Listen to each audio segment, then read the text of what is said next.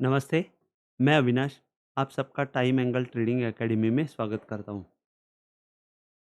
जैसे कि last week में मैंने ये कहा था कि एक दिन मंदी होगी, मतलब 18 तारीख को हैमर ड्रॉप होगा करके मैंने क्लियर कट बताया था।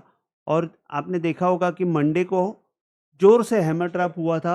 हैमर ड्रॉप का मतलब ये है कि ज़ोर से उस दिन सेलिंग हो चुकी थी और उसने जो सेलिंग होने के बाद 23,323 का जो लो बनाया, वहाँ से ऊपर की तरफ मंदी कर दी।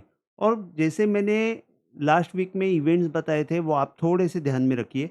मैंने बताया था कि 18 तारीख को मंदी होगी, 19 तारीख को राहु की अंतर्दशा चल चल रही है, तो उसके वजह से कन्फ्यूजन क्रिएट होगा।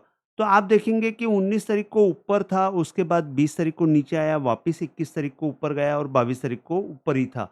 तो मैंने क्लियर कट बताया था कि 21, 22 और 23, 21, 22 ये 2 दिन आपको निफ्टी में तेज़ी विटनेस होगी और उसी हिसाब से हम लोग ने तेज़ी भी देखी। लेकिन निफ्टी जो है 23,900 के ऊपर क्लोजिंग देने में असमर्थ रही। अभी क्लोजिंग जो है 23,750 के आसपास है और वो टेक्निकली देखेंगे तो बहुत अच्छी तेज़ी है, जिससे ये वीकेंड में ये होप के साथ ट्रेडर्स गए हुए हैं कि यहाँ से हमको ऊपर की तरफ ब्रेकआउट मिल जाएगा।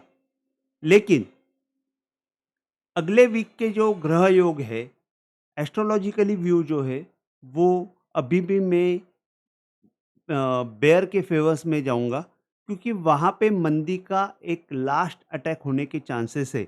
लास्ट अटैक का मतलब ये है कि मंदी वाले एक आखिरी कोशिश करेंगे कि निफ्टी को नीचे ले जाने की। लेकिन अगर वहाँ पे वो असफल रहे तो ये जो तेजी मंदी का खेल चल रहा है, इसमें बायर्स जो है वो स्ट्रांग होने के बाद हमको अच्छी अपमूव मिल सकती है। तो ये हफ्ते में 26 तारीख को हमको बहुत अच्छा खासा सेलिंग दिख सकता है। और उसका मैं एस्ट्रोलॉजिकल इवेंट इवेंट बताता हूँ कि 25 मई को एक्चुअली मर्क्यूरी जो है उसका स्पीड जो है स्लो होने वाला है। 26 मई को वो कंबस्ट होने वाला है, मतलब वो अस्त होने वाला है। मर्क्यूरी अस्त हो जाएगा तो निफ्टी का मतलब ये है कि निफ्टी का मेन रूलर तो मर्क्यूरी है और मर्क्यूरी ही अगर अस्त हो जाएगा तो उसमें फिर हम लोग को वोलाटाइल मूवमेंट्स हमको देखने को मिल सकते हैं और वो सेलर के फेवर में जाता है। इसके लिए जैसे ही मर्क्यूरी का स्पीड कम हो जाएगा और अस्त हो जाएगा तो हमको सेलिंग की तरफ ज़्यादा प्रेशर बढ़ते हुए दिखेगा। उसके बाद 27-28 को मंथली मतलब जैसे कि 26 मई को ही एक्सपायरी है। एक्सपायरी को हम लोग वोलेटाइल मूवमेंट देख सकते हैं। आफ्टर 1:30 के बाद एक बहुत बड़ा मूवमेंट हम लोग को देखने को मिल सकता है। हीरो ज़ीरो जो काम करते हैं उनको अच्छा मौका रहेगा। 27-28 को भी प्रेशर ही रहेगा और 29, 30, 31 ये 3 दिन में वोलेटाइल मूवमेंट ऊपर-नीचे रहेंगे। मतलब उसमें तो 29 ही, मतलब अगर आप देखते हैं तो 27, 28 और 29 ये 3 दिन जो है, वहाँ पे अप डाउन मूवमेंट ज़्यादा होएगा और उसके बाद एक बेस फॉर्मेशन बनने की कोशिश हो जाएगी और वो बेस फॉर्मेशन जो है, वो जून के फर्स्ट वीक में हम लोग देख सकते हैं और वो बेस फॉर्मेशन का हमको अच्छा रिज़ल्ट आफ्टर 5 जून के बाद दिखेगा, क्योंकि 5 जून में मर्क्यूरी अगेन उदय हो जाएगा। जैसे कि वो अस्त हो गया था, उसको विज़िबल हो जाएगा। जैसे ही मर्क्यूरी विज़िबल हो जाएगा, विज़िबल होने के बाद निफ्टी बायर के साइड फ़ेवर में आने लगेगी और अच्छी अपमूव हमको देखने को मिल सकती है। तो मोरल ऑफ द स्टोरी यही है कि 25, 26, 27 ये 3 दिन हमको सेलिंग दिख सकती है, प्रेशर दिख सकता है। 28, 29, 30 ये जो है, ये 3 दिन में ऊपर-नीचे की मूवमेंट में हम लोग एक बॉटम फॉर्मेशन होते हुए देख सकते हैं और जून के फर्स्ट वीक में भी यही फॉर्मेशन शायद होते हुए देख सकते हैं और आफ्टर 5 जून के बाद हम लोग अच्छी तेज़ी विटनेस कर सकते हैं। तो ये मैंने शॉर्ट में निफ्टी का व्यू आपको एस्ट्रोलॉजिकल व्यू बताया। अब एक थोड़ा-सा मैं टेक्निकल व्यू बता देता हूँ।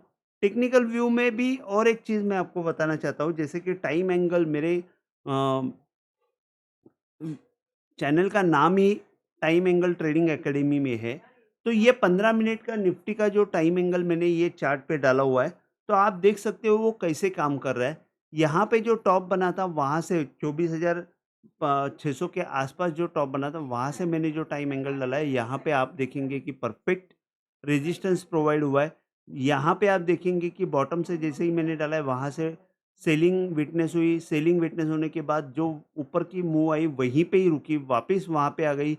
वही नेक्स्ट बॉटम का जो टाइम एंगल है वो टूटने के बाद हम लोग ने देखा कि अच्छी खासी सेलिंग देखने को मिली। तो ये टाइम एंगल है, इसी हिसाब से काम करते हैं। अभी लास्ट जैसे कि हम लोग ये कंटिन्यूअस ये 8 दिन में 8 ट्रेडिंग सेशन में बहुत ऊपर-नीचे की मूवमेंट देखी और एक ही रेंज में निफ्टी फँसी हुई है। वहाँ पे भी आप देखेंगे तो टाइम एंगल ने जो कैसे काम किया है कि बॉटम को अच्छी तरह पकड़ के रखा है और टॉप को भी अच्छी तरह पकड़ के रखा है। अभी अगर समझो टॉप को ये क्रॉस करते हुए देख रहे हैं, हम लोग जैसे ही ये टॉप को क्रॉस करते हुए देख के अगर ये ब्रेकडाउन आया तो निफ्टी में हम लोग वापस नीचे की तरफ की मूव देख सकते हैं और 23,445, 450, 400 का एक पकड़ के चलिए कि ये एक सपोर्ट की तरह काम करेगा। लेकिन मेन चीज़ ये है कि जैसे ही 23,700 के नीचे निफ्टी आएगी, हम लोग सेलिंग विटनेस करेंगे और वो 23,400 की तरफ जाते हुए दिख सकती है। और अगर ज़्यादा प्रेशर आया तो हम लोग 23,273 का भी लेवल तोड़ के जो गैप निफ्टी में डेली में है, मैं आपको बता देता हूँ कि निफ्टी में 1 मिनट यहाँ पे आपको बताने से अच्छा मैं दूसरे इसमें बता देता हूँ। निफ्टी में जैसे कि ये गैप छूटी हुई है, तो ये गैप का जो लोअर अपर एंड है यहाँ पे, मतलब ये गैप का जो लो ये गैप है उसका लोअर एंड है, लोअर एंड 23,150 के आसपास है। तो वहाँ तक निफ्टी शायद जा सकती है और वहाँ पे हमको एक बॉटम फॉर्मेशन बनते हुए देख सकते हैं। ये एक अप्रॉक्सिमेटली मैंने लेवल्स बताए कि 23,400 एक सपोर्ट का लेवल रहेगा और अगर 23,400 टूटता है तो फिर हम लोग 23,150 की तरफ निफ्टी जाते हुई देख सकते हैं। ये वीक में मैं इतना ही बोलूँगा कि 23,900 के ऊपर अगर जाती है निफ्टी, तो हमको तेज़ी के लिए सोचना चाहिए। जो भी सेलिंग का स्टॉप लॉस रहेगा वो 23,900 का ही रहेगा, इतना आपको ख़्याल रखना है। तो आज के लिए बस इतना ही। अगर आपको वीडियो पसंद आया तो प्लीज़ आप शेयर कीजिए, लाइक कीजिए और सब्सक्राइब कीजिए। जय हिंद, थैंक यू।